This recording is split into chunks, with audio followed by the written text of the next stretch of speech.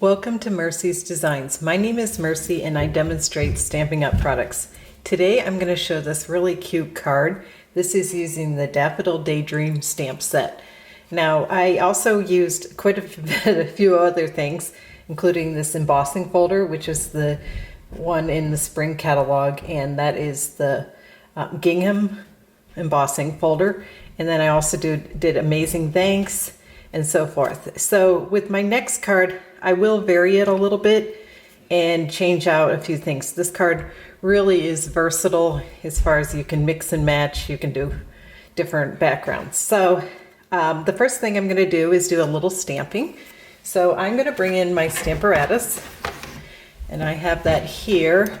And the reason I'm using my Stamparatus is it can save time if you're doing multiple cards, which I did do. But also I want to double stamp this because it looks really sharp when it's really dark colored double stamped. So I'm just putting these back in. Well, actually, technically this is from a different paper, but I like doing this technique with popping the die cuts back in and then stamping instead of stamping onto plain paper and then die cutting.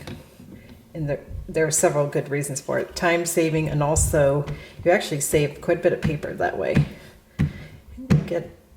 And it saves time, so can't beat that. Okay, so when you have it double stamped, now sometimes it will stay here, and just try to carefully go straight up. It just looks really dark and nice. So that is the stamping. I'm going to just set this aside for the time being. And then I'll show a little bit of coloring and also some sponging.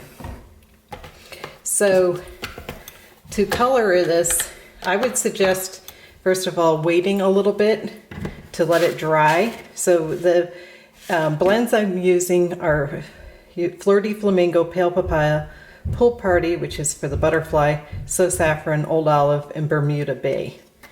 And I have kind of decided that in the interest of saving time, I did this off camera, quite a bit of the coloring, so that you don't have to be watching the whole thing.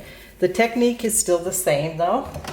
So in order to get this really cool blended look, I started off with my darkest color, which is the dark Flirty Flamingo, and I traced the lines for the trumpet of the daffodil.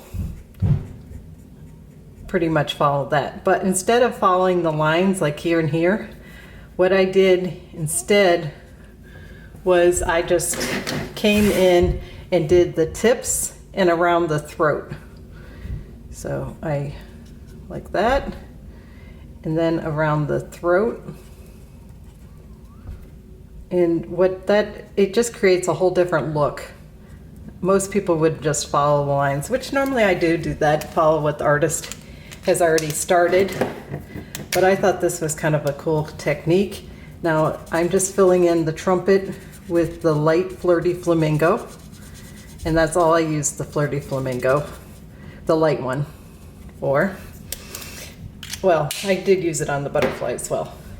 Okay, so the next is I got my dark Pale Papaya, and I do use the nubby end, not the brush tip. And I go over the whole thing and come out. Hope you can see that. So I'm covering the dark Flirty Flamingo, and that will give a more blended look. And then I go over slightly. So I'm going over a little bit further with the Pale Papaya, the dark Pale Papaya. So that is the technique. And then finally I just fill in with the light So Saffron to create a nice contrast. Is this the light one? Yes. For a second I thought, did I get the light one? It actually lightens up though once it dries. So that is the whole technique about this. And then with the butterfly, I did something very similar. So what I did here is I started off with Bermuda Bay and went to the center, and then I gotta grab a little darker, which this is the Pool Party now, which those blend very well, you can see. And then finally the light Pool Party on the edges. So now this, again, I feel like waiting a little longer after stamping would be definitely a good idea. But you can see it's actually very simple technique, but I think it has a nice dramatic effect to go out from the center with the butterfly, and so that is the result. Now, as I promised, we will do a little bit of sponging. So as I mentioned, I used the Gingham embossing folder, and I ran this through my embossing.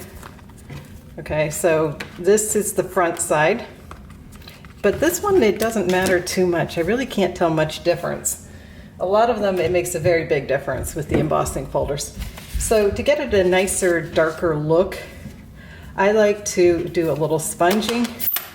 So all I'm going to do here, because I'm not doing the center, it's going to be covered. I'm not going to worry about sponging it, but you can just see it just really makes it pop a lot more than just, you can see how the center is a lot lighter. Now it will darken, it will lighten up, I mean, once it dries, but it's still a really nice look. Now the second thing I wanted to show is if you feel like this pale papaya is too plain, you can also sponge it, and it just makes a really big difference. Just be gentle with it. And I'm kind of trying to go for, I don't know, maybe a little bit of an ombre look.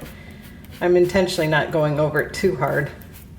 So when you're satisfied, then you have this really pale look, which I think then looks great when you, of course, put it against the black.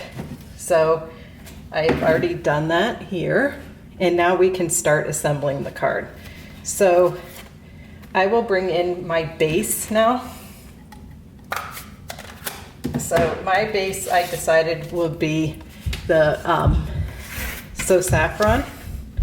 And the other thing I wanted to mention is what I did here. So here is the scalloped contour die cut, I mean. And then this is the Daffodil Afternoon paper. So I think this is too busy. So what I did was I put it against here, and the measurement here is 2 5/8, and then just a hair under 4 inches. So I've already done that, but the other final thing I wanted to talk about is this little die cut. So I got this from the Flowering Boots. It's called Rain Boots dies, and I cut down part of it. So all I did to cut it down was like this. I just wanted to show how simple this is, because and then I glued it on. So I've already done that. It doesn't take long to do that. And now I will quickly go ahead and adhere this piece to my embossed paper. Now, interesting enough, embossed paper, you do need a little bit more glue often, and it doesn't slide against the paper as well. So I like to, make sure I'm pretty well centered before I just let it go. And that looks pretty good. Again, it's harder to do. And then I will just go ahead and build the card. So as I said, I did do the coloring ahead, and I went ahead and actually added some dimensionals to when I finished, so that you don't have to see me taking off dimensional backs. So what I'm doing here is with the stems, I'm gluing that against the card itself. So all I do is now center this and kind of center it and glue it down. So with the butterfly, I am only adding dimensionals to the one side because I want it to look like it's fluttering. I think that's a cool look. So I'm just adding a little glue on the one side and dimensionals on the other. And then I'm just going to stick it in here. So you have that look. Now this is the amazing instead of the thanks. So it's not quite as good because it kind of gets a little lost maybe. But I do kind of like having a card that says amazing because I think that would make a nice birthday card instead of just a thanks. It's a more of a everyday card, I would think. You could say amazing and then thinking of you possibly in the inside, or happy birthday, something like that. So I'm going to just place this here. Isn't that cool though? I love these dies, these amazing thanks dies. They're really very versatile and great set to have. Okay, so the final thing is just to add our card, the mat here. Yeah, so be liberal a little bit with the glue when you have embossed paper. That's all my best advice. And it doesn't slide as well. So anyway, I hope you enjoyed this video, and we'll give the coloring technique a try because I think it just looks really stunning with this particular card. So I'll bring back in my original card. So here's the original. I think both look really cool. And I don't know which combination I like better. You can comment below which combination of colors you like the best. So thanks again for watching. If you have any stamping needs, please email me at mewants3@gmail.com, and I'd be happy to help you place an order with the host code. Thanks again for watching, and happy stamping. Okay, so when I finished my card, I realized that I had not stamped inside. So I looked at my stash, and this is a celebration stamp set, and I decided it would be nice to incorporate amazing. So I stamped in here, it's a card to say you're amazing. So I thought that was just perfect. I hope you enjoyed the video. Thanks so much. If you did, please give me a thumbs up, and happy stamping.